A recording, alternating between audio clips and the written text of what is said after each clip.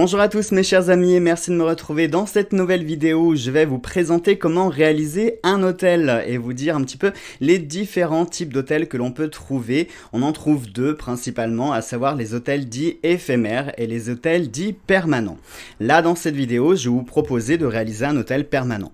Attention, je vous précise que cette vidéo n'est pas contractuelle. Ceci est ma configuration personnelle, vous êtes bien sûr libre de pouvoir agrémenter et aménager votre hôtel selon vos convictions, selon vos croyances, selon vos goûts personnels. Il faut que votre hôtel puisse vous ressembler, d'accord, hein, ce n'est pas une espèce d'archétype, quelque chose que tout le monde doit suivre au pied de la lettre. Non, c'est comme une décoration d'intérieur. Je sais pas, par exemple, vous adorez l'orange, moi j'adore le vert, vous n'allez pas mettre du vert parce que moi j'aime ça, d'accord. Il faut respecter aussi vos goûts. Et puis bien sûr, faire un hôtel qui soit à l'image de votre pratique magique. On ne va pas réaliser un hôtel de la même façon en fonction des types de magie qui puissent exister. Moi par exemple, je pratique une magie qui est très naturelle. Je ne suis pas dans le mouvement Wicca par exemple, donc vous ne trouverez pas d'idole de la triple déesse, du dieu cornu ou de la déesse, puisque moi mes entre guillemets idoles sont la nature avant tout et ce que l'on appelle Dieu. Alors, je vais pas rentrer dans les conflits, les débats religieux, d'accord? Donc, je vous saurai gré de ne pas mettre des commentaires qui soient désobligeants, mais je compte sur vous, je sais que ce ne sera pas le cas, hein. Chacun ses croyances et chacun ses convictions.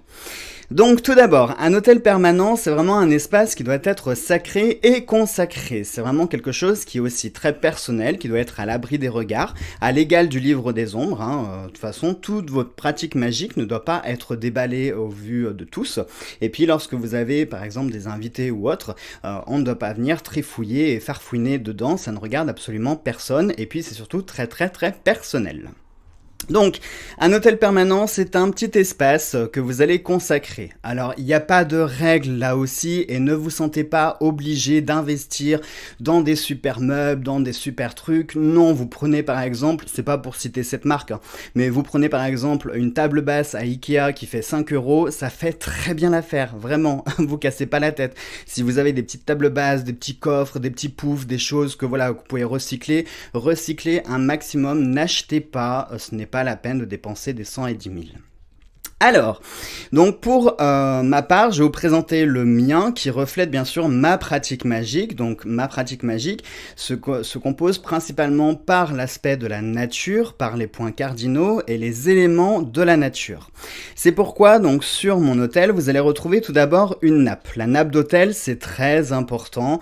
Si vous ne savez pas trop quelle couleur choisir parce que vous avez peur de faire une impasse, de faire une erreur, etc., vous prenez du blanc ou du noir, ça va très bien, d'accord? Je vous parlerai ensuite des hôtels éphémères après. Donc, tout d'abord, la nappe d'hôtel qui est très importante. Là aussi, c'est selon vos goûts. Si vous voulez des nappes avec des brodures, ça se dit pas du tout, des broderies de pentacles, de triquetra, de tout ce que vous voulez. Là aussi, c'est selon vos goûts et votre choix. Ne vous sentez pas obligé de faire des choses comme moi, je vous les présente, qu'on soit d'accord, encore une fois. Donc blanc, uni, ça va très bien si vous ne savez pas sur quoi partir. Ensuite, il va vous falloir une boussole. Ça, la boussole, sauf si vous connaissez bien vos points cardinaux. Ça, c'est un petit peu facile, il suffit que vous regardiez comment le soleil se lève et se couche et vous arriverez facilement à définir le nord, le sud, l'est et l'ouest. Bon, si vous ne savez pas, si vous n'êtes pas très observateur, vous prenez une petite boussole. Là aussi, on en trouve de partout pour 2-3 €, ça va très bien, on n'a pas besoin d'une boussole à 50 €, hein. Et on veut juste les points cardinaux. Donc on va commencer par le nord avant tout, et au nord, on va positionner tout ce qui représente et tout ce qui est lié à la terre, à savoir déjà le symbole du pentacle, hein, puisque le pentacle est le symbole même de la terre. Vous pouvez y disposer différentes pierres par-dessus, hein. Moi par exemple, là j'ai différentes pierres semi-précieuses à base d'améthyste, etc., qui représentent les 7 chakras. Alors là, vous n'en voyez que 6, en fait le 6e, il est dessous le chakra couronne. Vous pouvez mettre d'autres pierres que vous pouvez trouver dans la nature. Là, moi, par exemple, je ne sais pas si vous allez voir, j'ai 3 petites pierres qui sont issues du Mont Mézin, le Mont Mézin dont je vous parle dans la vidéo L'Ardèche maudite. Et on va trouver une petite pointe de quartz. À côté, on va trouver le sel, puisque celui-ci est rattaché également à l'élément de la terre. À côté, vous pouvez voir de la sauge, qui me sert pour mes fumigations, pour mes parfums, etc., mes encens. Et c'est aussi un liant, puisque c'est une plante, donc liée à la terre, et en même temps, on pratique des fumigations avec la sauge, donc rattachée à l'élément air. Derrière, vous pouvez voir une petite branche de tilleul que j'ai ramassée là ces jours-ci et une petite orchidée pour venir compléter. Ensuite, à l'est, on va trouver tout ce qui est rattaché à l'élément de l'air. Donc bien sûr l'encens, hein, bien entendu. Et puis vous avez également la baguette qui est associée à l'élément de l'air. Au sud, on va pouvoir retrouver les bougies, puisque celles-ci vont être rattachées à l'élément du feu. Et on va également retrouver le pentacle, ici. Le pentacle, mais pas du tout, mais je dis n'importe quoi moi aujourd'hui. L'atamé, excusez-moi, j'avais les yeux rivés sur le pentacle en fait. C'est pour ça que j'avais pentacle qui clignotait dans la tête. Et on va retrouver donc l'atamé qui pour moi, alors certains praticiens vont associer l'atamé à l'élément de l'air. Moi personnellement, ça me parle pas, dans le sens où l'atamé c'est quand même du métal qui a été forgé dans le feu, hein, il a fallu des extrêmes températures pour pouvoir forger le métal. Donc moi, l'atamé, je le rattache plutôt à l'élément du feu. Et enfin, à l'ouest, on va retrouver tout ce qui est rattaché à l'élément de l'eau. Donc bien entendu le calice. Là aussi, vous n'avez pas besoin de dépenser des 100 et des 1000. Tout ce que vous voyez là sur cet hôtel sont des choses que j'ai trouvées dans des brocantes qui m'ont coûté 3 francs 6 sous. Si, vraiment, je vous jure, ça m'a coûté 3 francs 6 sous. Par exemple, le chaudron, j'avais dû le payer 1 ou 2 euros. Le calice, pareil, 50 centimes ou 1 euro. Tout ce qu'il y a là, honnêtement, le plus onéreux a été l'atamé, les bougies et le pentacle. C'est tout. Tout le reste, c'est vraiment de la récup. Donc pareil, n'hésitez pas à faire de la récup. C'est pareil pour le calice. Vous n'êtes pas obligé d'acheter un calice. Vous prenez un verre que vous voulez recycler, un verre à pied, peu importe. Il faut que ce soit un contenant avec de l'eau, puisque c'est l'élément eau avant tout qui est mis en valeur. Donc quelque part, on s'en fiche du contenant. Ce qui est important, c'est le contenu. Vous pouvez également agrémenter votre hôtel ici avec un petit réceptacle pour mettre vos offrandes. Alors ça peut être par exemple plein de choses, hein. Ça peut être des fleurs, ça peut être des pierres précieuses, ça peut être des petits mots que vous écrivez sur du papier pour des remerciements. Enfin vraiment ça peut être plein de choses les offrandes. Ça peut être aussi du sang, des cheveux, voilà, si vous faites des magies un petit peu plus élaborées, des magies du sang, etc. ou de la haute magie, vous pouvez très bien utiliser ceci comme réceptacle pour vos offrandes. Mais ça, c'est vraiment un accessoire qui est non indispensable puisqu'en fait, vous pouvez utiliser votre chaudron qui fera office de réceptacle pour vos offrandes. Ça fonctionne très bien. D'ailleurs, oui, j'ai pas fini. Tout ce qui est rattaché à l'eau, hein, ça sera coquillage, calice, etc. Le chaudron, c'est pareil, vous n'êtes pas obligé d'investir dans quelque chose d'extrêmement onéreux, vous pouvez très bien faire de la récup. Moi par exemple, quand j'ai commencé, ça va peut-être vous faire rire, mais j'ai commencé dans un cathlon de fondue. Vous savez, la bonne fondue savoyarde? Eh ben, j'ai commencé avec un cathlon de fondue. Eh ben, n'empêche, c'est super comme accessoire parce que vous avez le bras zéro pour faire chauffer votre chaudron. Et la plupart des chaudrons, sauf ceux qui sont un peu modernes aujourd'hui, mais par exemple, les anciens cathlons de grand-mère, ils sont tous en fonte. Et ça, c'est terrible, c'est juste parfait. Donc voilà, faites de la récup, n'hésitez pas, n'ayez pas peur. Et là, vous allez avoir donc votre base d'hôtel qui sera permanent puisque celui-ci vous permettra de venir vous recueillir de façon quotidienne pour présenter vos prières, vos vœux, formuler des demandes. Votre chaudron pourra servir d'incinérateur pour faire brûler vos parfums, vos huiles, vos plantes, etc. Vous pouvez également réaliser des potions rituelles à l'intérieur de celui-ci. Vous pourrez vous en servir pour faire brûler par exemple des prières, des vœux, etc. Vraiment, vous pourrez l'utiliser comme hôtel de base tous les jours. Et puis bien sûr, l'hôtel ce n'est pas quelque chose de fixe, il doit évoluer et il doit bouger avec le temps. Donc vous pouvez très bien le décorer aux couleurs des sabbats. Par exemple, quand on arrive à la saison hivernale, vous pouvez très bien mettre des pommes de pin, des choses qui représentent la neige, le froid, vous pouvez mettre des branches de sapin, enfin vraiment l'agrémenter en fonction des saisons. Dès qu'arrive par exemple l'été, vous pouvez très bien mettre des coquillages, du sable à côté du pentacle, enfin voilà, vraiment faites-vous plaisir. La seule limite dans l'hôtel, c'est votre imagination, tout simplement.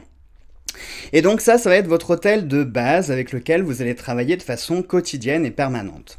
Ensuite, vous allez trouver les hôtels dits éphémères. Alors ces hôtels éphémères, qu'est-ce que c'est? Eh bien, ce sont des espaces que l'on va créer et qui vont avoir une durée limitée.